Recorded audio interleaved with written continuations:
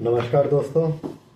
आज अपन बात करेंगे एलर्जिक राइनाइटिस के अंदर। जैसे भी मौसम चेंज होता है, नाक से पानी आना, छींके आना, इरिटेशन होना, रनिंग नोज रहना, नाक में यहाँ पे भारीपन, सर में दर्द होना, कैसे भी हो, एक्यूट केस हो या क्रॉनिक रहे, मैं आपको एक होम्योपैथी दवाई का नाम बताऊंगा, वो लीजिएगा। उससे आपको आराम से एलर्जिक राइनाइटिस के अंदर फर्क आ जाएगा।